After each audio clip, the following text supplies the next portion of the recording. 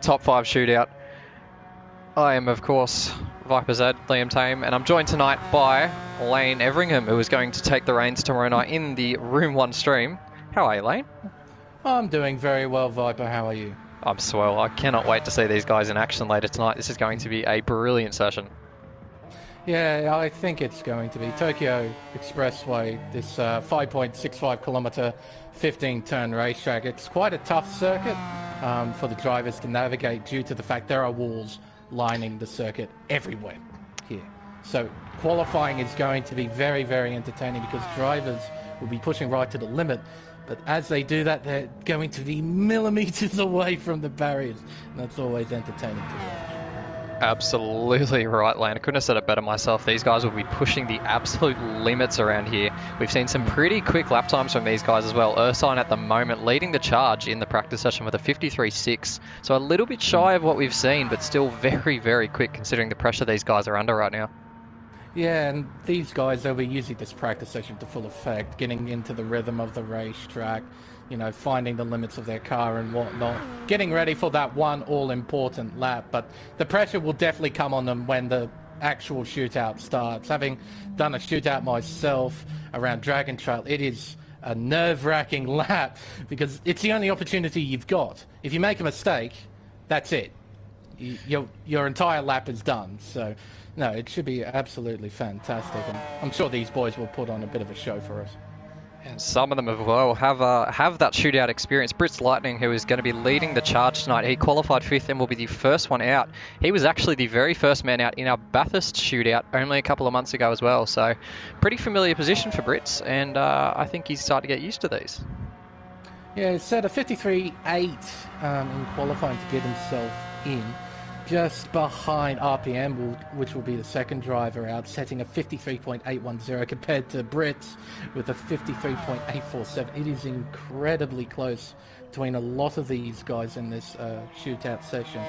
Hopefully, when we do actually do the shootout, it will be equally as close as well, because, you know, it'll be very entertaining to see them just that far apart from one another by the end of qualifying. But of course, this isn't the important bit. We've got the race tomorrow to look forward to, and I'm sure these boys are very much looking forward to that as well. But this is actually my first time commentating on GT Sport. I have spent 2 years in F1 leagues doing commentary over there, and I spent roughly the same amount of time driving in GT. And it's quite amazing over the period of time the two never mixed until now. But for me personally, for this qualifying section and for the race tomorrow, I'm very much looking forward to this.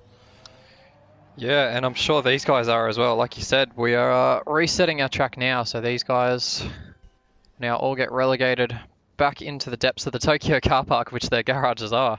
And we gear up now. It'll be a short, about a minute wait now until we get Brits Lightning on track to start the session for tonight. Now, one of the more interesting things about this circuit is that the pit lane isn't where the main straight is. They're in two completely separate parts of the racetrack. So the drivers, they've been instructed to exit the pit lane, cross the start-finish line, then do one whole outlap. That's my understanding of it, I believe. Is that correct? That is, yes. That is, that's what they've been told to do. It's a bit of an awkward one. We ran some testing throughout the week, and we just kind of gauged how difficult it would be to get the tyre heat into the tyres just before the start line that you can see there towards the west side of the circuit, as we see now Steve and RPM jumping on circuit. And it's not easy, I can tell you. It is a very difficult task to try and get your heat into the tyres that early on. It also gives us as commentators a bit of extra time to actually see the drivers on track, talk about them and whatnot in preparation for their qualifying lap. Because having just an outlap from the pit exit up to the start line doesn't give us much. But it's a little harder, that's for sure. We wouldn't get to see Brits in his Mother. Is it Mother Energy? I feel like that's almost like a Monster Energy. It's too close to that. It's rather a stunning looking car. Love the purple, the number 55 Lexus GT3. I believe that's the 2017 model. I want to say. Yes, that's the Mclaren Racing model, that one that Brits is driving right now. The purple chrome, I'm telling you, that is gorgeous. I really told these guys to go all out. It's a night race. It is in the streets of Tokyo, and they're coming out swinging. That's pretty. Oh yeah, it stands out definitely under the lights here. But no, as you can see, warming its tyres up. It's going to be quite a long outlap. Flying lap should be around minute 53, 54 maybe, because it's only one lap, of course. Yes. Yeah, that would do it. A couple of viewers now in the YouTube chat. So we've got TX3 GTR, who we'll see in action later tonight in the Room 1 session. Good evening to you. He's called me Viperized, and I very much respect that. Oh, no. Your name is... name is definitely Viperset, isn't it? I don't know at this stage, honestly. I'm torn. I don't know what to say. Oh. We've also picked up Cy Bishop as well, who we will also see in action in the very same div, with the Mother Energy as big in NZG, is what he said. So that's some product knowledge from over the ditch. Probably trying just to get a plug from Mother, probably. Well, trying to get a secret sponsorship going. With the amount of brand endorsements that Cy Bishop has going for him, I reckon that's probably exactly what he's trying to get done. Exactly. And we've also got N-Spud, Nicholas Batoso in the chat as well. This is Div 3 at the moment. We've also had Stu Wilson, Disco Stu, good evening. Noodles has no idea what he's watching, apparently, despite the fact he was here only a minute ago. But yeah, I think we're gearing up for the lap now, so we'll turn our attention away from the YouTube chat and towards the track. Well, Britt's getting ready. He's coming through the S section here at the back end of the racetrack. Now, he doesn't need to push too much through here, but the final corner is arguably the most important corner on the racetrack, as it dictates the top speed down the main straight. So he needs to get it right, and he didn't touch the barrier on the outside. That's typically a good sign as he now begins his flying lap. He's making his way towards turn 1. Very fast corner here. He'll drop it down to 4th gear, hit the apex, run nice and wide, not hitting the barrier. That's incredibly important over one lap, to try and not hit any of the barriers over the course of the lap. Yeah, there's so many barriers here that can just ruin your speed coming through the corners. We head now into the shipping container section. It's so dicey in these cars. Lots of dirty bits of track that can unsettle the car. He takes that first apex, takes the second one really nicely there, swings it out wide, trying to straighten up the run through the chicane here. And that's a really clean run there from Britt, so he's making real light work of Sector 1 so far. A very long sector. Doesn't end here, he's still got this corner to navigate onto the back straight, which he's very calm through there. That's looked really good. And he'll head up now towards the sector line, and we'll see what it is. So coming up 53.6. Pretty tidy first sector, if I do say so. He's kept it out of the barriers, which I think is a really important thing around a track like this. He's coming through the underpass, then through turn 10, coming up to the pit lane hairpin, heaviest braking zone on the racetrack. One of the few overtaking opportunities around the racetrack as well. Brings it out to first gear, about 80 kilometers an hour at the apex, gets on the throttle, again nice and tidy on the exit. Yeah, that was a really good run here. Determines his speed all the way up coming into Sector 3. We've got another sector loop just here there, and it's a 30.0, 30 flat here he's heading into the final sector with. And we'll see if he can carry it all the way through to the line. Coming through 14, one quarter remains, turn 15. He doesn't want to ruin the lap here. Gets around the left-hander very nicely. He's now back onto the pit straight, heading up towards the line. 51, 52, 53, 54.365. Not there bad. You go. So that's a pretty calm and collected lap there from Britzy. That's only half a second off of what he managed in the qualifying session. So that's pretty solid, if I do say so. That's really good from him. Only a half a second off. So I think that'll be a good mark to chase. And we've got Bob now in his Volkswagen Beetle, who will try and chase that down. Yes, he's unsquashed 911, as it were. It's quite a nice looking car. Again, purple seems to be a theme in these night races. It's quite a nice looking car. Is that purple or is that maroon? Oh, it's hard to tell. Oh yeah, it might be maroon actually. Under light, give me a break. It's under the light. We're splitting hairs here. He's coming up to turn 1 now. Now, Britt's got through here pretty well. Again, 5th gear this time. Okay, interesting. We saw Britt use 4th gear through turn 1, but it doesn't hit the barrier at all. Heading down through the dip, coming up towards turn 2, heading towards the container depot section. Heading up in 7th gear, climbing over 270 kilometers an hour into the braking zone. Brings it down to 2nd gear through turn 2. Gets on the throttle nice and gently. You can see he's modulating the throttle quite nicely. Oh, gets out of turn 5, right up against the inside wall there. So he's using as much of the track as he possibly can. Coming around turn 6, another critical corner. As pretty much from here all the way down to the hairpin of turn 11, it's all flat. What does Sector 1 say? 53, 54.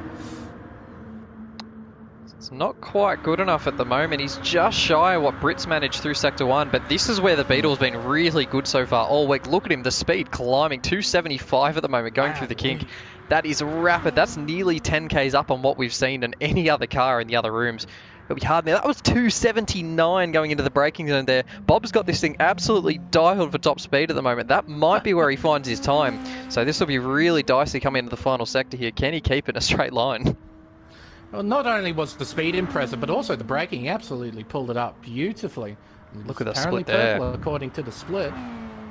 That is what he wanted to do. The straights there being his absolute benefit. But can he make it work in the corners here? 1 to go here for Bob. Swings it out nice and wide. No contact with the wall. Can he avoid it on exit? Very tidy. Very close, but very tidy is here. He'll drag it to the line. That Beetle, that thing is absolutely flying at the moment. That is a lot of top speed, and he's just missed it there. Missed it. 54.525. That's incredibly close. Just under 2/10 from Brits. Fantastic stuff. Yeah, currently wow. 2nd place.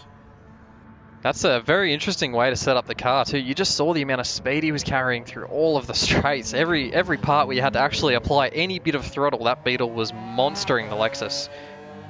Tell you what, he might have some really good race pace tomorrow if he's got that much straight line speed. He's going to be making big dive bombs into turns 2 and 11. So I don't think he'd be too disappointed where he ends up at the end of qualifying. I'll be worried for all the other drivers on race day.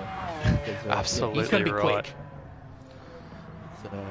So, Saturn coming out to the final corner a bit sideways there in this Mclaren F1 Gtr, the car that won the 1995 Le Mans.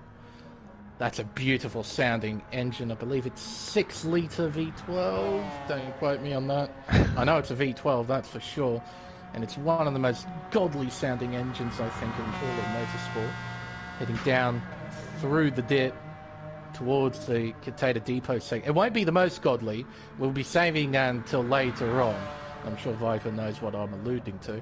Into the depot section, through turn 2 and then turn 3. Then through the chicane of 4 and 5. He short-shifted there just to try and not get any wheel spin. You can see he was modulating the throttle quite nicely as well. He's kept it nice and tidy up towards turn 6. Breaks it down to 4th gear. Really chucks it through. There's a slight bit of positive camber there as well at turn 6, so it helps you stay on the racing line. First sector, couldn't quite catch that, what the first sector said. It was a little bit down on what Bob and Brits managed there, so he's lost a little bit in Sector 1, but we'll see just how well this McLaren is tuned to the straights. We saw the Beetle with a lot of top speed. Kind of feels weird that a McLaren wouldn't be beating it in a straight line, but it's what's happening right now. 267 into the braking zone at turn 11, so, and it doesn't quite have the legs. Oh, there was a bit of understeer, I reckon. Just that corner exit, he just kept it out of the wall. But yeah, 267 compared to 279 from the Beetle. It's quite a big gap. But I imagine this is where the McLaren will gain its time through the yeses. Might have a bit more downforce through this section, able to carry a bit more speed. Comes out of the final corner quite nicely. Up towards the line, 50, 51, 52, 53. It's a 154.2. Goes to pole position. He gets it done. The BMW powered McLaren goes to the top. Ursine showing his esports trained colours, and he puts the satellite racing car to the top for now. But it's this man, the reigning 2-hour champion, Beats 143, who actually elected not to run the number 1 on the side of his car. Will be trying to chase that lap time now. Beats has been such a presence whenever he's rocked up with this big beefy GTR. You see it coming, you hear it coming. It's it's just there. It's chonky. It's quite a sight to behold, isn't it? When you see it in your rearview mirror, you just see this big chungus flying at you at 1,000,000 kilometers an hour. And he's donning the Australian flag everywhere on that GTR. So this is definitely something to behold as he heads down the main straight towards turn 1. Bring it up into top gear. Heading into turn 1 at just over 253 kilometers an hour. He gets through turn 1 pretty well, maybe missing the apex by about a foot or so, because I saw a bit of road on the inside there as he turned in. It's not much, granted, but time's time. Heading up towards the Gtr depot section, 263 kilometers an hour into the braking zone. Second gear, then bring on the throttle, nice and gentle, then short shifting to third. Come out of turn 5, full throttle, using plenty of the width of the racetrack. Heading into turn 6. Nice and tidy through there. Now, sector 1, what does the clock say? 51, 52, 53. Oh, it's good.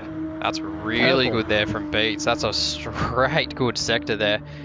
And this GTR, we'll see where its strengths lie. These guys have been tuning for a long time to prepare for this event, and they've all picked one kind of area of what they want to do right. Obviously, Bob's shown his hand with a bit of a top-speed Beetle. Beats at the moment kind of looking like he's gone for the cornering and stability path. Yeah, I agree.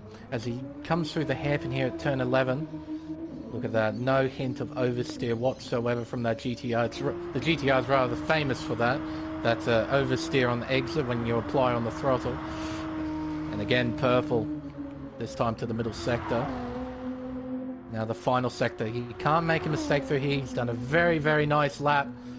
Coming out to turn 14. One corner to negotiate. Turn 15. Gets on the power. Keeps it off the barrier. Just a straight dash to the finish line. It's going to be a 1:53.882. What a lap. That is very quick. That's comfortably into the 53s there for Beats. He's the first man to do it. And now we've only got one man left who can try and do it again. Let's see here. Stevie in the BMW Z4. Not exactly a popular choice by any stretch of the imagination, especially in the FIA GT event. It's a rather neglected car, to say the least. So to see one on track is quite refreshing, actually. In light blue, too. In light blue, with Astro Boy, I think, on the side of it. The one and only. Very interesting livery, that's for sure.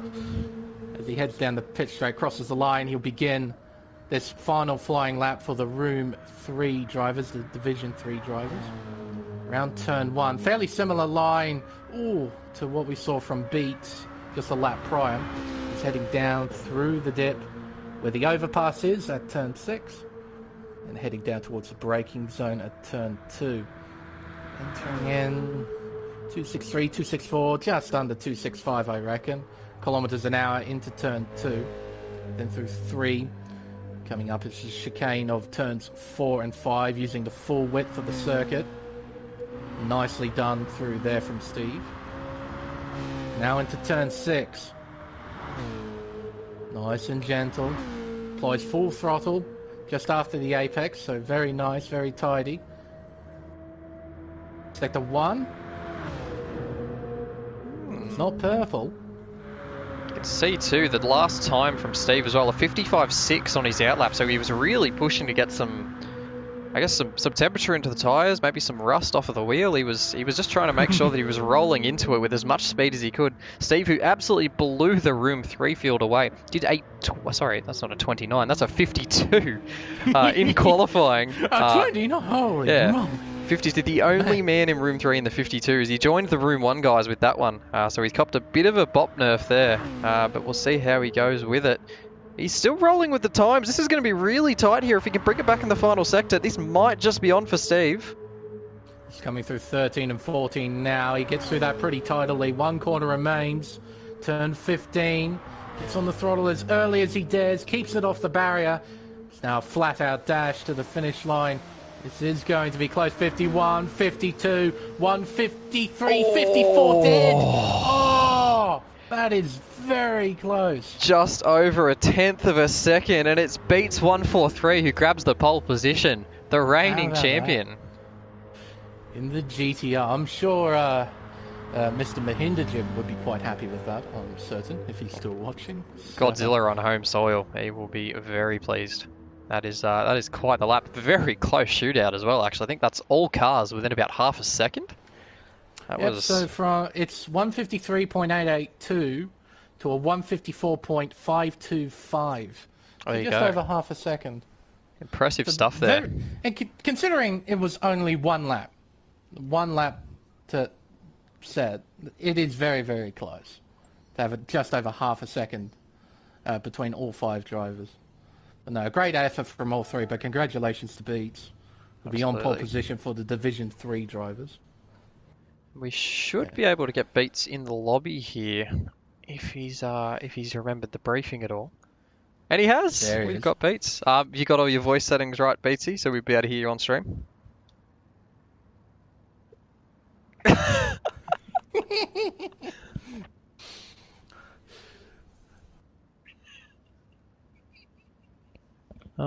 Just trying to listen in on the YouTube.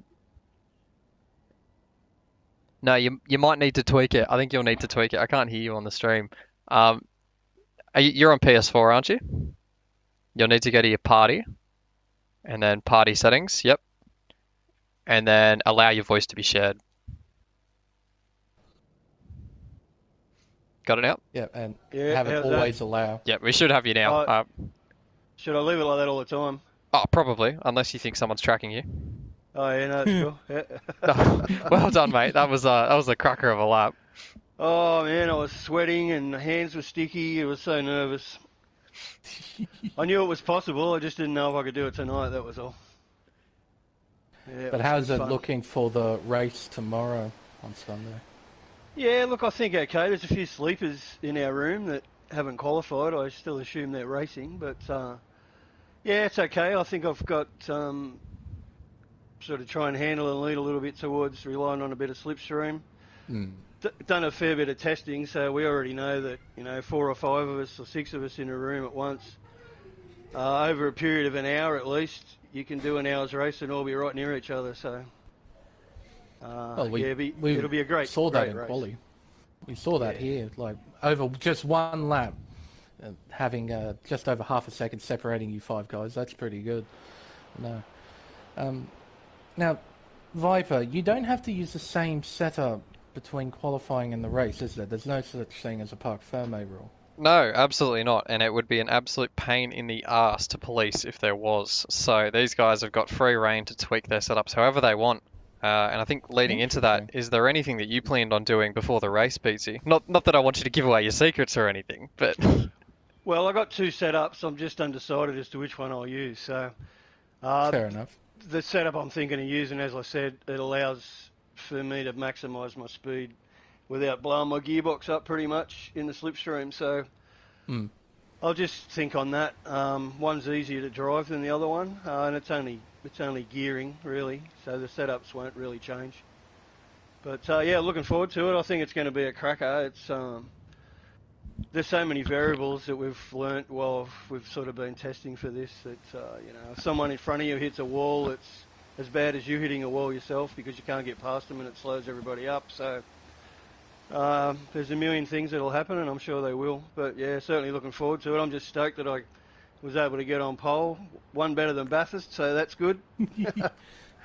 Really happy with that, yeah. Slightly off-topic question from me. This will be the final 2-hour race on GT Sport, and we'll be moving to GT7. We'll be seeing you on GT7? Oh, for sure, yeah. Yeah, I'm real curious about GT7 because it reminds me a fair bit of, can't remember if it was GT5 or GT6 or whatever it was. An older Gran Turismo, yeah. Yeah, just with some of those tracks coming back. I'm real curious about how you set your cars up. I'm not a big fan of just buying a better gearbox and buying better suspension, etc., and that's what your car becomes. I like the idea of tuning cars, so yeah, I'm very curious about that. I don't know if that's fully been divulged, but yeah, sure, I'll be there, no doubt. That's fantastic to hear. Oh. Well, congratulations once again, Beatsy. That was a cracker of a lap, and can't wait to see how you go tomorrow night. Good luck. Yeah, thanks guys, and thanks to all the boys out there. Well done in getting in the shootout. I'll see you tomorrow night. Thanks guys. Cheers. Yeah, thanks, mate. Thank you, Bye. Beats. Lovely. Now we got the room 2 fellas to look forward to. A few blokes that I actually know, which is nice. I can give them a whole heap of... I want to use colourful language, but I'm not. No. Just be a little bit of, I guess, admin work here for the next 5 or so minutes as we I guess we said we'll police or assist in the switching of room 3 out and room 2 in. I'll give them a quick track reset while I'm at it, just so they don't see that time either. Yeah, we'll get the top 5 from room 2, and then in a little while we'll get the top 5 from the sweat room. I mean, room 1. So. We're throwing out the big words early. Oh, dear, me, an above racing, sim racing pleb right here. Absolutely. Talking garbage. Why? Because I can. Oh, wouldn't have it any other way, really. We've been given a free platform to talk smack about the people who are about to be spectating. I've got the megaphone, my opinion. It's the only one that counts. No, I'm very much looking forward to GT7 with all the old tracks. Well, all the old tracks. A few old tracks coming back. And also the dynamic weather, time progression, all that kind of stuff. That will really spice up endurance racing as a whole. Absolutely, yeah. And I think maybe not initially, but over the time of these championships and the 2-hour races and what we plan to do with GT7, we'll see a lot of the new features utilised and we'll just be able to play with a lot more, I hope, and hopefully benefit a lot more out of what the game's giving us. Yeah, freedom is a big thing with modern games these days. The ability to do sort of, not whatever you wish, but to do more than the previous iteration. So to have those dynamic things in terms of the racing is quite a big deal. We've got a broader car selection coming in as well, with a few Group 3 add-ons like the 4GT GTE coming in.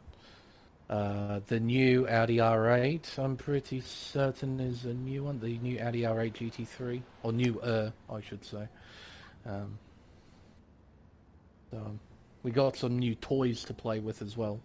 Oh yeah. And for us livery addicts, we've got a few extra things as well, like putting decals on the windows, which is great. About time we could do that. There's a lot of different stuff that we can play with. Sorry, I'm just trying to figure out what's going on here with... I've realised that we're missing one driver that I'd known for days wasn't going to be able to attend, so that's an oops on my behalf. So it'll be a top 4 shootout for Room 2. Yes, that's right. Bodhod wasn't able to do the shootout tonight, which is unfortunate, but, I mean, the worst he's going to start is 5th, so it could be worse. And he had qualified P4 anyway, so yeah, it's not a huge loss for him, just a net loss of 1 position, and definitely manageable in the race. Oh yeah, definitely. And I think something that Beats alluded to in post-shootout interview that we had, Slipstream is definitely going to play a part in this, for sure. There's plenty of long straights here. You've got the main straight, you've got the straight after turn 1, and the basically flat-out section between 6 and 11, so... yeah. That will definitely play a part. So being in the middle of the field isn't necessarily going to be the worst thing in the world. You're going to be able to benefit and it's a 2-hour race. You know, anything can happen in a 2-hour race. You can see we've already had our first sneaky bugger trying to get a bit under there. Dynamite naughty. Probably just forgot, in all honesty, but we're going to milk it. It was a late bob change, to be fair to him. But we, as I'll say, media personnel, to make us sound more professional, we're going to say he's cheating because that's what the media do. We blow up things unnecessarily to make it more interesting. That's what we do. Just have to check that was correct. Yep, cool. All good. It doesn't look like... Oh, we've got one taker for practice. Let's see how they're heading. Mr. Atom in the Volkswagen GTI VGT Group 3. It has been... A bit like the Z4, quite a neglected car. You know, the more I see of this livery... yeah, I haven't probably been taken... What is this? Oh my. Oh my. You got big warning stickers on the back. It's got Ainsley Harriott on the back of it. It's got twin Ainsley Harriotts, you see? Either side. Yeah, I see them. Oh my god. And there's a Rosberg next to the badge. Oh my god. With penalty next to it. Oh my god. It's got OK Boomer on the bottom. Oh my god. Oh, this is something else. This is the livery for the 2 hours of Tokyo. I can only assume that he's put Ainsley Harriott next to the hot symbols because hot and spicy exhaust, or he's tried to go for something like that. Oh, this is an astonishing livery. And he's got a mouth over the front. He's showing off for us, is he? Is he trying to get a bit of He's doing a showcase of his wondrous design. It is a wondrous Volkswagen. Too. I see now the Rosberg on the back. Is Adam's career over? Adam's career, yeah. Oh my, I don't even know what to say. That is wonderful though. I'm very glad that someone's had a bit of a laugh while doing their livery at least. While still having the number board too. Yep. He's followed everything to the letter. And it's got bottom gear on the side of it. You know, that's just funny because but for those who wouldn't understand, bottom gear, I mean, there'll be so many people who use the term bottom gear, to be fair. I have it as my intro. You do? I completely forgot. Tonight on bottom gear. Yeah. It's, I mean, it's such an appropriate car to have it on. Yeah. The fact that this is a race car is amazing. Oh, yes. You know, like, it's... I wouldn't even say convert. What is it? Roadster? No. Maybe you could say Roadster. Spider? No. It's something. That's why it's something. It's definitely something. It is. We've had another taker though. We can stop looking at the Nico Rosberger Volkswagen. You can look at a tractor. We can. It's got John Deere all over it. This is dynamite. This is getting very strange. We don't have any cars on circuit at the moment. We've got whatever Atom's running and a tractor. I should be resetting the room. I shouldn't be looking at the tractor do laps. Oh, his dynamite brushes the wall briefly there, just as that happens. And we'll be waiting now for Mr. Lunacy. There he is, and this is a livery that you yourself are quite familiar with, Lane. If you want to give us a story? I am very familiar I am familiar of this livery, yes. Back over in a world called Project One Esports, I'm a team owner. I'm the team owner of Team Max Speed. This car belongs to a man called Banana Cake Pie, and in order to describe him, I'm not allowed to because it's too colourful. Sums it up nicely. This is the car that he used in Season 3, the Jaguar F-Type. It's a wonderful design, a Momo's Jaguar. It's a bit different because typically Jag, British, you expect it to be green. Instead, he went with this black and red design, and I absolutely loved it. He showed it to me before he actually revealed it to everybody, and I absolutely loved it. But the reason why this car gives me a few nightmares is that Season 3 wasn't a good season for Max Speed. Because a lot of people picked cars that were quite quick, and I picked the Mazda Atenza Group 3 and proceeded to have the worst season any racing driver has ever had in the history of motorsport. It was shocking. I managed to scrape 3 podiums out of 30-something races with the best result of second at the Nürburgring. So that season gives me a lot of nightmares. But it was unarguably, actually, my most important season because it provided me with the greatest advice a team owner can have in the world of GT sport. Test your car. It's good advice, isn't it? I didn't take it that much longer after that, to be fair. I stuck by Tame in the BMW M3. Oh, what an idea that was. Speaking of Season 3, though, this man in the Jaguar is actually, if I remember correctly, the Project 1 Esports GT Season 3 champion. He was a driver's champion. He drove for Kennedy Motorsport in an Aston Martin V12 Vantage. He actually had quite a rivalry with his teammate Prying Stingray. They came together on several occasions, probably most famously at Kyoto Driving Park, which went over the opposite of well, according to BK, who was the owner of Kennedy Motorsport.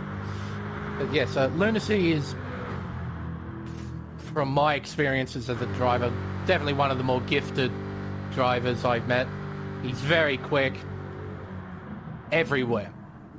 That's what he's good at.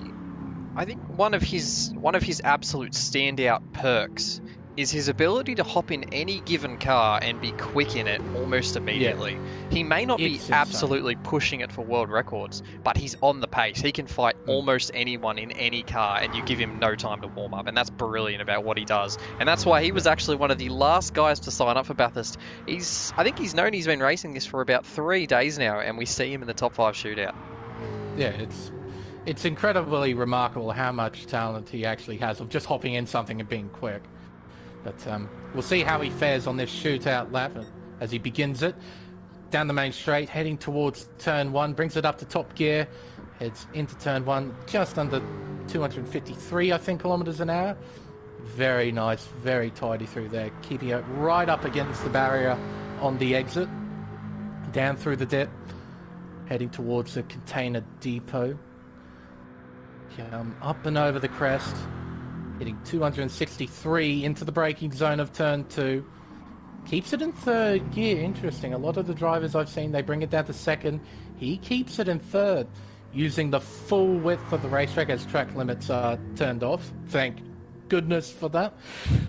Heading up towards turn 6. 4th gear. He's modulating the throttle, trying to get on the throttle as early as he can. He was right up against that wall. He is pushing hard. 3rd sector, 53.480. Very nice. Through turn 8, through turn 9. He's heading towards the flat-out right-hander of turn 10, keeping it pinned. Now he's got the critical braking zone of turn 11 coming up. Bring it down, all the way down to 2nd gear. Hitting the apex about 76 kilometers an hour or so. Again, using the full width of the racetrack, climbing up the hill towards the 2nd sector split. Clock says he's done a 29.5 to the middle sector. Now he's got the S's to negotiate. Now traditionally in a Jaguar this is a horrible, horrible thing to go through, but he's doing it quite nicely in the Jag. Round the final corner, right up towards the wall, pushing right to the limit. And he's coming up towards the line. 51, 52, 1 minute, 53.558. And that is as close as we've seen someone go to their original quali time. He did a 53.420 in qualifying. Only shaved a 10th with the pressure of a shootout. That is very impressive there from Lunacy. Oh, absolutely. But again, alluding back to that natural sort of talent he's got, it's just insane. So, that's quite a benchmark to beat, and the first driver to try and beat it is Orphan Drop. One of my current teammates in Project 1 for Season 7, he actually won his first ever race in the GT Championship over in Dragon Trail, so he's coming off a high He's in the Irwin Tools AMG Mercedes-Benz, heading down the pitch straight to begin his flying lap. Lights ablaze on the blue Mercedes. Down towards T1. Bring it down from 6th gear, down to 5th. Oh, a little bit of oversteer at the beginning of the corner, but the front end snapped back. He managed to save it, but I imagine he probably lost a little bit of time to lunacy from that first turn. Turn 2 now, the container depot section. Brings it on the brake, 2nd gear. Oh, get chucked that in there. He's pushing hard. Through turn 4, then turn 5. You're modulating the throttle nicely, using the full width of the racetrack. It's what you need to do. Now turn 6. You saw Lunacy push really hard through here. Oh, and there's contact there. Orphandrop does the same. He brushes the wall. We saw the sparks fly. But he's purple, apparently. By .003, he is still purple. I think, you know what he was trying to do there? He didn't need that last layer of paint on the rear left quarter. He just wanted a bit of weight saving. That's it. Now he can go even quicker. He's heading down towards the hairpin at turn 11. You get on the brakes at about 267 kilometers an hour. Bring it down to 1st gear. Will he short shift? No, he'll keep it in 1st. Interesting. I thought he might have short shift just to try and minimize the wheel spin when he got on the throttle. He's coming up to the 2nd sector split. The clock says he's up by 1,000th of a second. Oh my goodness me. 1 sector left. A few corners remain. He is pushing this AMG that's a wall Mercedes. there. That was a wall on the inside. Right. Oh, he'll be kicking himself, that's for sure. Coming out to the final turn down the main straight. Here we go. He'll cross the line. It's a 53. Oh. I can't see the time. It's a 5.80. Oh my goodness. It's so close for Orphandrop. So close, but no dice. Oh my goodness, that is close. 22 thousandths. And we don't have anyone on track, do we? Oh, we've got Dynamite now, unless you can't see him. Oh yeah, we do have Dynamite. I thought he was supposed to be the last car. No, so we actually, funny story, we had a bit of a timing glitch during Atom's qualifying session that actually showed him doing a 53.1. I looked back at his Twitch stream and saw a 52.9. Oh. Yep. Right. Interesting. I didn't know timing glitches existed in GT Sport, but there you go. But Dynamite in these John Deere-sponsored Hyundai Genesis Group 3. Heading down the main straight. I almost said pit straight on the previous lap. It's such a habit.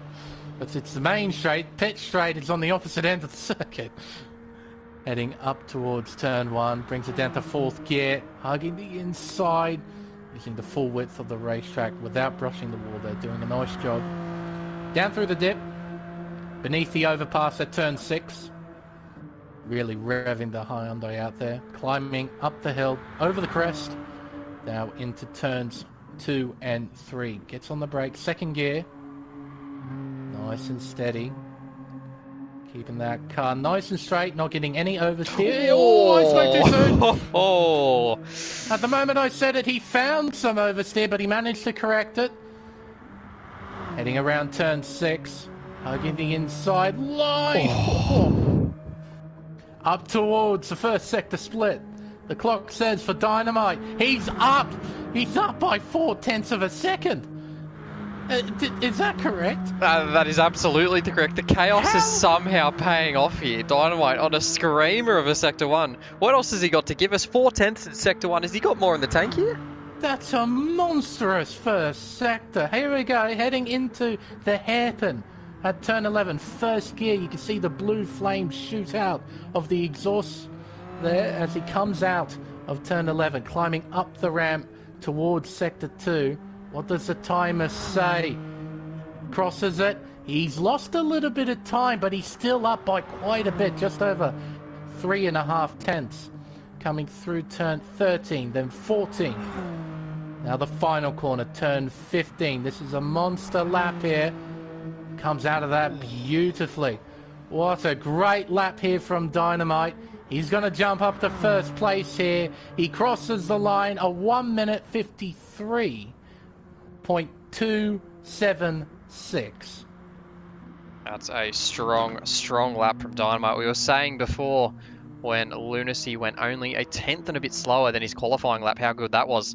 Dynamite, yeah, only just a tenth. It was a 53.102 that gave him that position, and it's a 2.76 that looks to send him to provisional pole at the moment. There's only one man now that can stop him, and it's this man on track here, ASR Adam, who is taking his sweet time getting around the track. We've picked up most drivers coming into the hairpin. Yeah, well, we're picking him up at the hairpin, all right, at the opposite end of the circuit. He is a long way where we normally pick him up. You're quite right, but he's getting his tyres up to temperature, giving the spectators a good look at this meme-mobile. That's what I've just thought. This is all part of the plan. He wants everybody to see the ASR Ainsley Harriott Nico Rosberg car. The bottom gear mobile here, right here, folks. This is a strat. This is definitely a marketing strategy. Oh, look at it! Look at it in the tunnel. Those beautiful pinks and blues. And has it got anything special going for it on board? Let's see. Oh, you can't quite see. And I've accidentally gone to write something, and I don't know why I've done that. We'll just ignore that. Oh, it's just a sight, isn't it? We don't even need to watch the rest of the shootout. We can just watch him do slow laps the rest of the night. And be mesmerised by this car that he's built. I'm pretty sure if tyre temps were a real thing right now, they'd be stone cold. But yeah, he'd be getting a message from his race engineer. Could you go a little bit faster? At the very least? That would be the not colourful way of putting it. I'm sure that'd be a lot more colourful. and speedy tyres in the comments as well. Who spilt their paint on the car? That sums it up very nicely. He's using this time very. He's touched the wall there. Oh my goodness me, giving us the full display. I don't think it's who spilt paint on the car. It's how many people spilt paint on the car, because my goodness. It's more multicolored than a rainbow paddle fault, for crying out loud. You could not narrow it down. Here we go, though. He's coming out to the final corner without touching the barrier, very important. And he barrels down the main straight, stays to the right-hand side in anticipation to turn one. He crosses the line to begin his one and only flying lap. In seventh gear, brings it down to fourth through turn one. Short shifts to fifth on the exit there, right up towards the wall. There was barely any room between the wheel and the barrier there. Very good stuff. Through the dip, up the hill, towards the container depot. He'll get on the brakes where that curve begins. Brings it down from 7th gear all the way down to 2nd. Down to about 95-ish kilometers an hour at the slowest point. Bit wiggly there, but he's kept it straight. Coming out to turn 4. That's definitely not straight. That was sideways there. He's pushing hard. That's good to see. Coming around turn 6 down to 4th gear. Oh, right up against the wall there on the exit. Now what does the clock say? Sector 1 for Atom. Oh, I don't know. Oh, he's not up. He's definitely not up. That was, yeah, he's not purple. So Dynamite showing us that Sector 1 really was on the money. And I was sitting here thinking it was going to be the other way around. Adam, the quickest of anyone we've seen so far through turn 1. He was carrying so much speed in the skateboard. Here we go into this critical hairpin of turn 11, brings it down to 1st gear, chucks it in. He was a bit on the marbles there, I could see that just briefly. He was right up against the wall there on the exit too of turn 11, climbing up the ramp towards the sector 2 split. He's still not purple. It's not there yet. It's not quite there yet for Adam. Can he bring it back here? This skateboard, he set it up well. It was hitting nearly 270 coming into the braking zone. Into the final corner, he slides it in. How's the proximity to the wall? Oh, it's very tight. You couldn't fit a paperclip between himself and the Armco. He's running the shortest line possible here to the line. Can he pip Dynamite? He does! It's 2,000ths! 2,000ths! He's done it by the slimmest of margins. That is fantastic. 2,000ths of a second. Are you kidding me? Unbelievable. The OK Boomer machine's on top. Dynamite would feel robbed to be beaten by such a margin. Oh, fantastic. Oh, wow. That is crazy. And ASR Adam as well, he's got a great big following on Twitch. He's a Twitch affiliate. He'll have a lot of people in his Twitch chat right now, probably very, very happy with what they've seen. If he's streaming, of course. I imagine he would be is. pretty happy as well, I would think. Put it on poll like that. Oh my goodness. That is proper cool. And by 2,000, I cannot believe that margin. That margin is that back. ridiculous. Drag that lap back. Dynamite nailed the first sector, which you rightly observed. I didn't think it was going to be his best sector because we saw him wiggle his way coming out of 3 into 4 and 5. But no, he nailed that first sector, but Atom just clawed it all back. It was a mega lap. And you know what? Oh. You just mentioning that wiggle, I'd completely forgotten about it. That's 2,000s right there. That is 2,000s. More than likely. And that's what it comes down to. Those little mistakes. They add up. And that's definitely 2,000. It'll be more than 2,000. So, fantastic. That is a great way to decide pole for room 2. And it kind of just, that's foreshadowing. What's room 1 going to give us? What's room... Well, you say that. What happened during the qualifying session before this in room 1? The top 2 were separated by literally 1,000th of a second between Keaton and Sai. Oh, hello. There we go. We've had him join. Adam, have you got us? Yes, good afternoon. Good afternoon, good evening, however we want to say it. Congrats, mate. That was cracker. I hope it looked good on stream. It didn't feel good. Oh. The car definitely looked good on stream. There's no denying that. You were giving us a great view of the OK Boomer roof chopped off VW VGT, so that was beautiful. Oh, yeah. But the lap was balls to the wall from our perspective, and it was left really late. I mean, what were the sector times given you early on? Well, the sector times weren't giving me purple in the first and second sector, which was what I was obviously looking for. And I didn't know how far off I was, because it was just showing me how far blue I was on my slow outlap. So I wasn't really sure how far off I was, but I know that the VW's better in the last 2 sectors. It's very slow through the first sector. So I wasn't too concerned. Like, I was a little bit concerned, but I knew that it would be stronger at the end. But no, that is mega. And 2,000th Yeah. of a second? I didn't think I bet had it that's as the well. closest margin between you and second place ever, I reckon, Atham. Well, That it's is one of insane. the very few times I'm ever first, so... Well, Atham, it's now time to ask the important question, the most important question. The inspiration for your livery. What is it? Well, I knew the liveries were going to get a lot of screen time, and it was mentioned in the event that we needed to go pretty hard on the liveries. And my team has a livery designer as well as a tuner. That's where I got the tune from. Viper knows what I'm talking about. Oh yeah. But we also have a livery maker, and I sent him a message when I first entered the event, just saying, "I'm going to drive roofless. Can you just make me the most hot boy livery you possibly can? Like, I want it to be as obnoxious as possible." And he obliged very kindly, I think. That is one of the most unique liveries I think I have ever seen. Ever. I love it. It is majestic in every sense of the word. And to be on the VGT, the GTI VGT, just sells it. Absolutely sells it. But, Yeah, I love it. you're on pole position for the race tomorrow. How are you feeling going into it?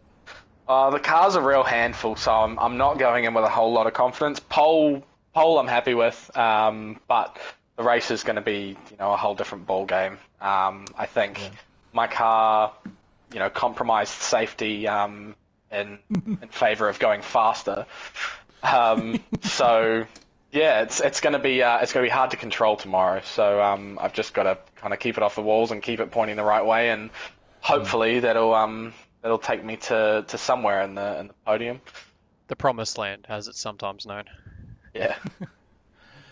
No, best of luck for the race tomorrow then. 2 hours around here in a car that you're describing. Sounds like it's going to be a long 2 hours. Hopefully you have a few setup changes might help you out.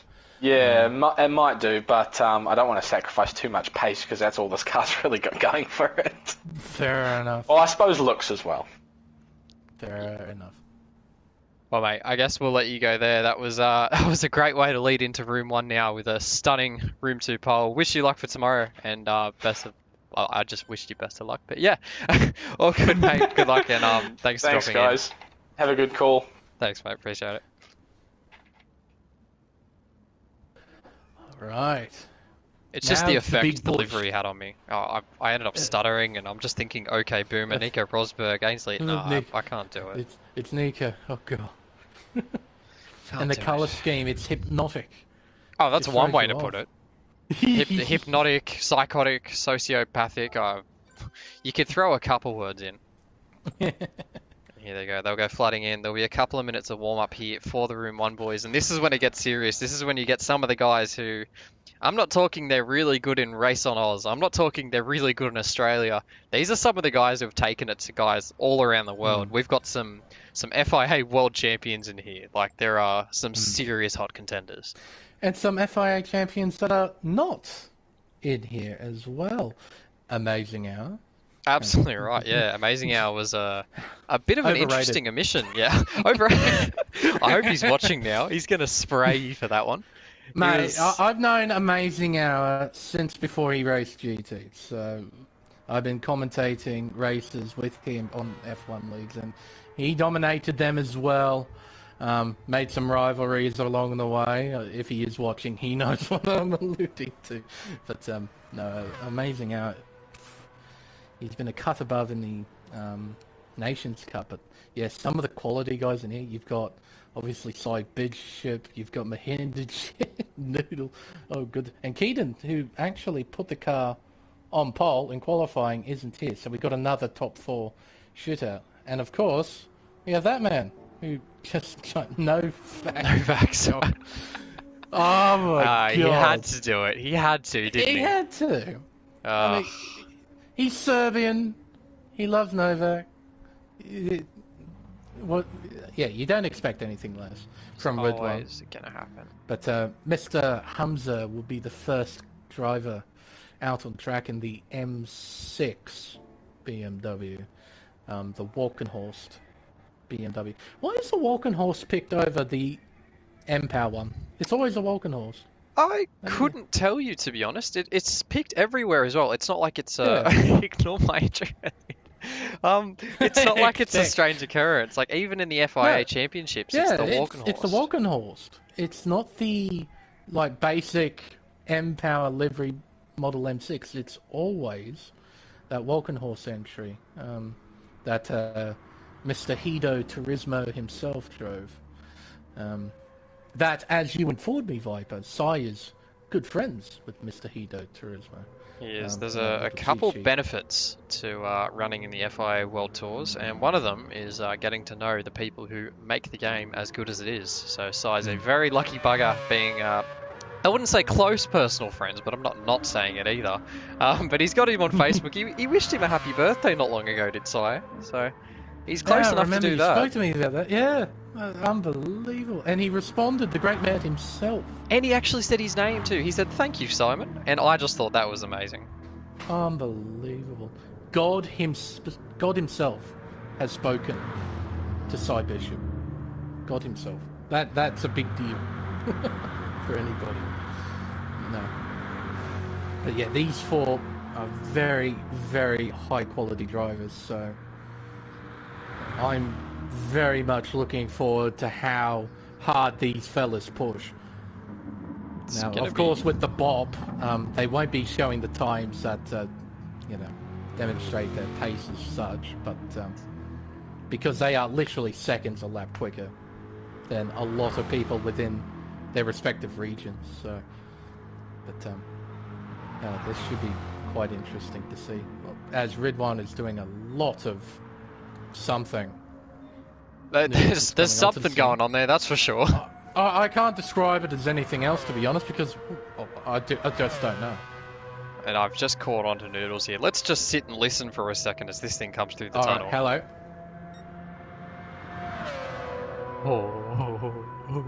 Oh. Wait. Oh. Yeah, that's kind of nice sounding. It yeah, it's just kind of, just a little bit nice. Just yeah. That is unarguably the best noise that comes out of any Group 3 car. Yeah. It's blatant. That's what it is. That's the best sounding car. Anyone who argues with it, you're blatantly wrong. You're wrong, or deaf, either or. Because I mean, you've got the glorious V12s and like the McLaren, as I mentioned earlier. You've got the DBR9 and the V12 Vantage, which both sound quite nice. Got some nice sounding V10s in the R8 and in the Hurricane as well. But yeah, nothing beats the RX Vision. Absolutely right. We've got a couple of people out there who have a bit of a fiend for the GTR. As we see here, GTR coming through the final corner, and this livery, this is my standout for the this is probably the standout of the entire event, in my opinion. This thing, I'm a bit up myself. You that. You have done a magnificent job with that design. I think it's just amazing. The main reason I'm so up myself with this one is obviously it actually works for once. The livery doesn't look stupid. Yeah. It's on a very nice car. And it took me a long, like it's definitely the one I spent the most time on out of any of the ones I designed for this event. And if I'm not mistaken, it actually belongs on a GTR because it goes back to the Japanese Touring Car Championship. Yes, I think it was called. With the Group A R32 at the time. So this is really just a livery that's been waiting to return, and now it's back. Oh, and it's glorious on the R35, and the proportions, you've done a really nice job. It just works. I mean, Nissan have done really well in making sure that this Group 3, and really all the Skylines after the R32 are so similar to the body shape of what they were originally, so it's perfect. It's like putting a triangle shape into a triangle hole. Yeah, it just works. That's what it does. It just works. And that famous design, it doesn't just belong on the GTR, it's been shown on several other different cars. I remember in Gran Turismo 2, I think there is a 180SX drag car that has this design. And if I remember, I recently watched a JGTC review, I think it was 2000, where a Mercedes-Benz CLK DTM car, it competed in one race at Fuji, had this design as well. So yeah, it's just a really nice looking car. I just love it. It's so unique, and you can see it straight away and know what it is. I think that's a really big thing. The best thing about it for me is it's timeless. It's, I mean, I think early 1990s this was made, so it's a 30-year-old livery that still has perfect relevance even today. It looks good on every car you put it on. It belongs. And it's not going to get censored, unlike certain other brands that existed during the 90s. So you don't... well, if someone were to make a real-life design of this and compete, they could actually do it. Absolutely, yeah. And here we go. We'll reset now and gear up. This is going to be the beginning now of the Room 1 Top 5 Shootout, and I can't really hide. I'm chuffed. I can't wait. This is going to be the beginning of the special. end, as it were, and what an end we're going to have. Oh, and these four drivers. I could see the Rainbow Warrior. There she is. Mr. Bishop is going to be using that. That's another very nice design. You did that, didn't you? Funnily enough, I have done all 4 of these. Oh my goodness! So this top 4 you shootout really is mine. Livery man. This is my shootout. I own all of this. Yep. All of it is mine. Wait, actually, does this mean I can take pole? Mate, you take the first 4 positions of the race. So everybody can just start a little bit further back from me, and I'll be a very, very happy man in a understeery Ford Mustang. How is that Ford Mustang, by the way? I pretty much just subbed it up. She's understeer. It's not bad. It's not bad. I've been driving that car for a long, long time now. It's become a bit of my... It's pretty much an enduro special for me and the Mustang to me. So fair enough. I know how to set it up. I've been oh, how long have I been on the wheel now? I've been driving on my TGT for just over a year now, and I've never really clicked with how to get the thing to stop understeering on the wheel, to be fair. But we're getting there. Maybe once we get to GT7, we'll find something magical. Work out all the kinks with the car. Oh, maybe you'll be too busy playing with the new Ford GTE. Oh, I know I will be. I know I will be. That thing is gorgeous. It is. It's absolutely gorgeous. But no. Actually, the Ford Mustang was the very first Group 3 car I drove in this game. Really? Gave me a rather sour impression of the handling model in this game. I thought everything oh God, do all cars handle it? Oh, yuck. And then I drove something like, oh no, it's just the Mustang. Yep. But no. Funny that we see Ridwan coming out first, actually. The man in 6th place, which would be Speedy Tyres, is his direct satellite racing teammate. So when Ridwan set his lap, it was Speedy that he had pretty much booted out of the shootout and said, you can have the next one. This is all mine, champ. Well, he's a young prodigy, isn't he? He's the one rising up through the ranks. He's demonstrating to everybody that he's the next sort of generation of top split Oceanic drivers. So, he just demonstrated that, that's all. Absolutely right. And Speedy will probably feel a bit stiff by that. Speedy in himself has been incredibly impressive in some of the FIA stuff that he's done. But Ridwan, I guess, has just been a bit more active, a bit more prominent about it. He's really been showing off and saying, hey, this is what I want to be doing going forward. I mean, once I'm 18, I'm going to be going to the World Tour. So, all the power to him. And as Ridwan would put it has nothing at all to do with the Bob. No, nothing at all. No, we don't mention that. But we'll see how Ridwan fares. He'll be the first driver to set a lap time, so we have no reference whatsoever, which can be a good thing, because it doesn't give you that sort of notification that you need to drive faster if you get a red sector, or drive slower because you just gone purple and you don't want to screw up. As he scraped the wall at the entry to turn 50 and the exit as well. So, Ridwan's pushing hard here, folks. Here we go. He's going to begin his flying lap. Crosses the line. He's barreling down towards turn 1. He'll keep it in 5th gear. Bring it down to 4th. Nice and tidy through turn 1. Hitting the apex using the full width of the racetrack. This is what you expect from top split drivers. They just don't make mistakes. Down through the dip. Bit of lag there, but that's okay. Heading up and over the crest towards turn 2. Hello, RPM. Join back. Through turn 2. Then turn 3. Using 1st gear. Bring up to 2nd. Oh, he's right up towards the wall. Bit of lag. Exiting 5, heading towards turn 6. Using that positive camber. Try and hug that inside line as if it were your favourite granny. Down towards the first sector split. The clock says he's done a 53.090. That is fast. Wow. Ridwan trying to make a mark. Alright, he's got turn 10 now. Nice and flat. Now the hairpin. Turn 11. It's a big braking zone. You want to get it right. Gets on the anchors, 2nd gear, brings it down to 1st.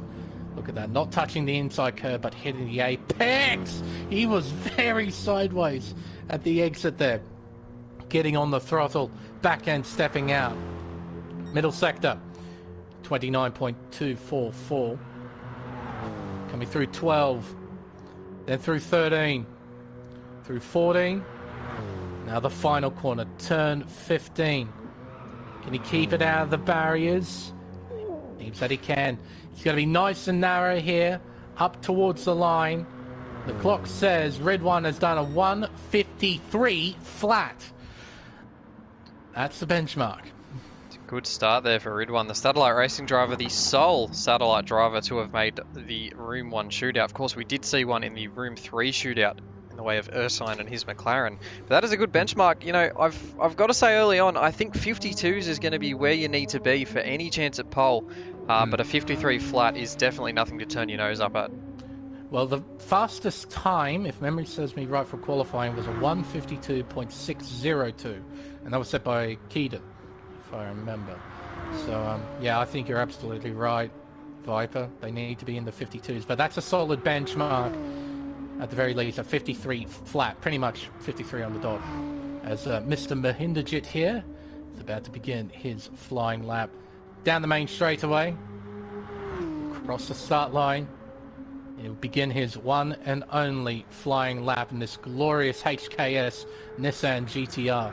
Through turn 1, 4th gear, gets on the throttle, uses the full width. He was millimeters away from the barriers there, but he looked completely in control. Through the dip, getting into 5th gear, then shifting to 6th, climbing up and over the crest, hitting 263 kilometers an hour into the braking zone at turn 2. Look at that car, nice, tidy, stable, very fast as well. Through turn 5, now he's coming up towards the sweeping right-hander of turn 6, chucks it in, hugs the inside, uses the full width of the circle on the exit, up towards the first sector split. The clock says he's up by 2/10. That's a healthy start to the lap. Very nice start there from GTR. He is very, very comfortable in this car and track combo. He's actually the man who won at this track for the Top 16 Superstars event here in 2020. He was unbeatable on the day. It was actually Mintmat that he beat out, who couldn't make the shootout here. Hard on the anchors there, into the braking zone of the hairpin. See if there's any bit of squirm came out here. He's very, very well behaved there in the exit.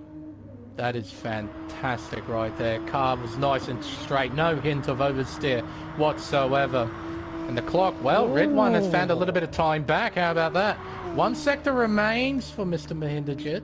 Coming through turn 13, then through turn 14. Got one more corner, turn 15. He needs to keep it out of the barriers. He's done exactly that. Absolutely inch perfect. As he comes on to the main straight, up towards the line. The Nissan will do a 52.568. Oh my goodness, that's faster than what it was during qualifying, was it not? That time, that is, yeah, he has found nearly 2/10 on his qualifying time, all That in the is final sector incredible. too. So I think that really speaks margins about what Ridwan was doing in the first 2 sectors. Applause to him, but that final sector from GTR was unbeatable. I wonder if we'll see anyone top that tonight. Well, the drivers remaining now have a mountain to climb. They have to go faster than what they did in qualifying a day before this shootout. And the first driver to try and tackle this mountain is Noodles in this glorious sounding RX Vision. He's coming around the final corner, slamming it on the accelerator, using the full width of the circuit onto the main straight to begin his flying lap. Oh, that's a glorious noise. Into turn 1. He's sideways there. That car didn't really want to behave for him when he applied the steering lock in. There we go. Down through the dip. Oh. Every time it passes through the camera, you just can't speak. It's awesome. Not quite the top speed, though, heading into the braking zone at 2. He only hit 260. We saw drivers hitting 263 or so he's got a little bit less straight line speed. Yeah, aiming for something a little bit more pointy in the corner. So you'll say that if his setup's working the way he intends it to, he'll be pretty bloody quick through sector 1 here. He flows it through. That's a big touch of the wall there for Noodles. That might be over and out already. This is a long, long run of a straight. That could hurt him big. He's not purple, and we know how good that GTR was in the final sector. That could be lap done already for Noodles. Oh, that's a glorious noise. Through turn 9 into turn 10. He's only hitting about 260. He's not got that straight line speed. Here we go, into the braking zone at turn 11. Gets on the anchors. Brings it down to 2nd gear, keeps it in 2nd. Gets on the throttle on the exit. Sideways, very sideways on the exit. He's pushing hard to try and find some sort of time. Left in this lap, heading up towards the sector 2 split. Not purple left. Kind of expect that big sideways moment. Out of 11, through turn 13, then 14. It's very fast, very brutal S section, especially when you get it wrong. Around the final corner, you heard the slide there. That was big very slide. sideways. It's not been a tidy lap from Noodles. He'll be kicking himself, I'm sure. Crossing the line, it's a 53.291. It's not enough. Yeah, he'll definitely be disappointed in himself there. That was a fair chunk slower, over 6/10 slower than what he managed in qualifying. So, a bit disappointing from the man who's repping a Wayne Gardner VT Commodore livery. But there's still the race to go tomorrow. There's still one driver who remains, none other than Cy Bishop, and he's in one big, angry, grumbly Corvette, donning the Rainbow Warrior colours, and number 24 as well. Now, I would think, naturally, with normal bop, this Corvette would be quite a handful around this track, especially through the S section, because Corvette has no front end whatsoever. But with the tuning applied to the car, how pointy is that Corvette? How quick can this Kiwi make this car go? It's coming up to the final turn. Keeps it in 4th gear for turn 15. Plants the throttle. You can hear the rumble from that massive V8 in the front of this thing. Crosses the line. And this will be our final flying lap for this shootout session. Through turn 1, 4th gear. Gets on the throttle, nice and early. Uses the full width as much as he can through turn 1. Down the hill. Through the dip. Then back up the hill. Over the crest and heading into turn 2. He's hitting 263, that's about average. Into turn 2, 2nd gear. Gets on the throttle nice and gently. One of the nicer things about the Corvette, it's nice and stable, naturally. I'm sure the setup probably complements that as well. Heading up towards turn 6. And that he gets this right. Very nice, lovely. very tidy. Absolutely. Now that, what does the time say? What does the clock tell us? He's not purple. Okay. We've got something to ponder here. Again, GTR's final sector was the one that took us all back. Psyduck not managing to match GTR in the first sector or even better him. How is it down the straight? Because I don't think that GTR was actually that good coming into the braking zone. I agree. It hit about 267 if memory serves me, and Psy's hitting about the same. He's coming around the hairpin, maybe a tad bit wide. Oh, and a tad bit sideways as well. That might be it. It might be over for Psy, unless this is a monumental final sector. I don't think he's got it. And the clock, it's not coming up purple. Through turn 12, he's got this final S section to get through 13, through 14. One corner remains, the tricky left-hander of 15. He chucks it in, right up towards the wall. Keeps it nice and narrow. Heading up towards the line. So he will set a 1 minute 53.097. It's not enough. A monumental lap from Govi Mahindajit puts him well and truly on pole position. Oh, and he's absolutely brained them as well in a session that we thought was going to be the closest that we'd see. Gopi has ended up being the only man in the 52s. In the mid-52s, he's gone quicker than Keaton from the qualifying session before this.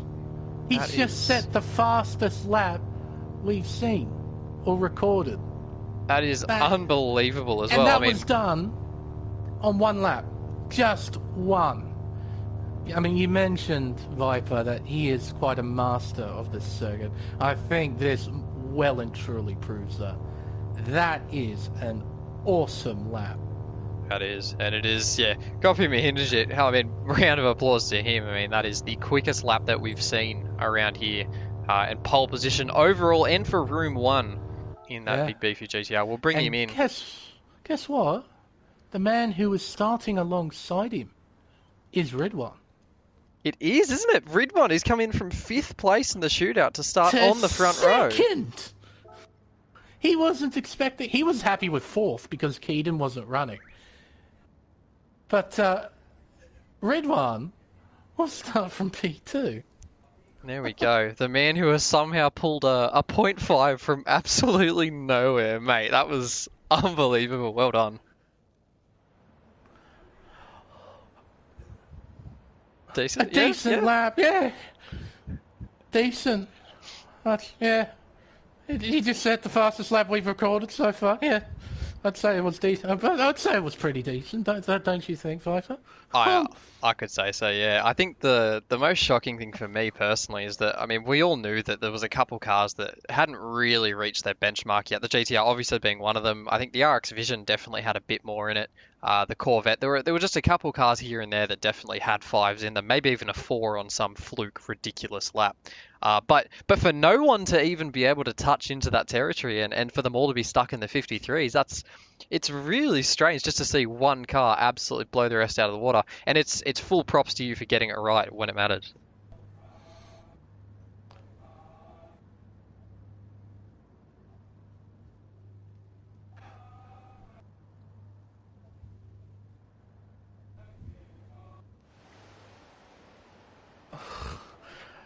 I'm still getting over it. Oh my goodness me. You've literally done a lap of the gods. Would you say that? Like, he's gone half a second quicker than on one lap. I'm going to struggle. It wasn't even over a session. Yeah, I'm going to struggle to label it there. The only time I've ever put a virtual lap in with that is, I don't know who was watching when Keaton did it. Oh no, your audio's not shared. Your voice isn't being shared, Coffee. Oh. Yeah, check your party settings quickly. We've been talking to no one. But I mean, this is just based off what I've witnessed so far in GT. The fact that you just went half a second quicker than the next guy over just one lap. Just one. And there's a lot of pressure in that lap as well, because if you make any mistake, it's done. Whereas in a normal qualifying session, you can, if you make a mistake, it happens. And you also have a bit more freedom to push. Probably was going second and not going last because I'm sort of setting the benchmark, whereas the other guys they know what they have to get, which can also add a bit of pressure to them. So might help me in that sense. That's very true. But looking forward to the race tomorrow. Oh, of course. 2 hours around one of my favourite tracks. Of course. How could I not? Fair enough.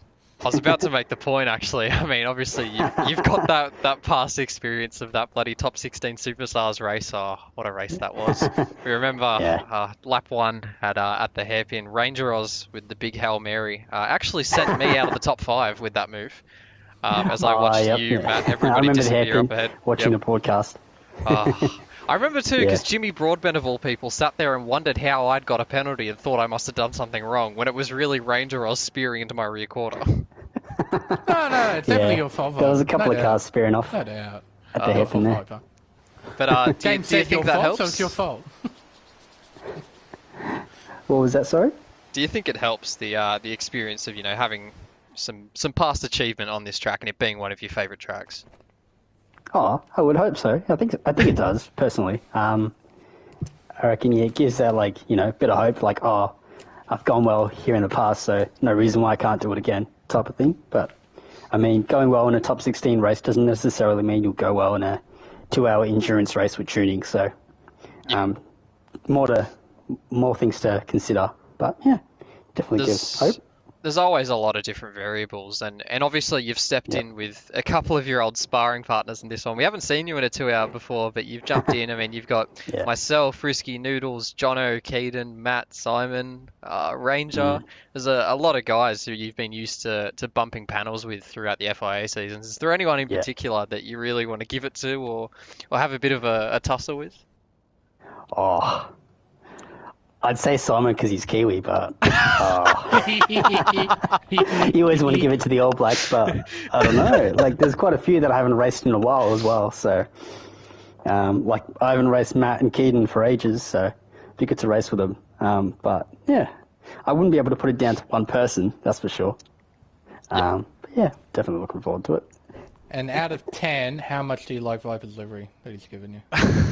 11, mate. It's absolute perfection. It's like spot on to what I was hoping it would look like. So I kind of talked about it a bit too much throughout the stream. I'm looking at it going, oh man, I love this thing. Oh, I don't blame you. I mean, it's a GTR livery, of course. It is, yeah, exactly right. I mean, you've made enough in the past. Yeah. You should see my gallery. Nothing but GTRs. Yeah. All right, I think we'll leave you to your glory and celebrate the night how you wish, probably with just some sleep and sensible, maybe Yeah, maybe pretty race much. practice. But yeah, Yeah. congratulations once again. That was a great Thanks, mate. shootout to watch, and keen to watch you. We'll have it broadcast as well tomorrow. We'll have Lane broadcasting it Yeah. all, and we'll see how it all goes. Yeah. Cool. Sounds good. Thanks for having me. No dramas, anytime.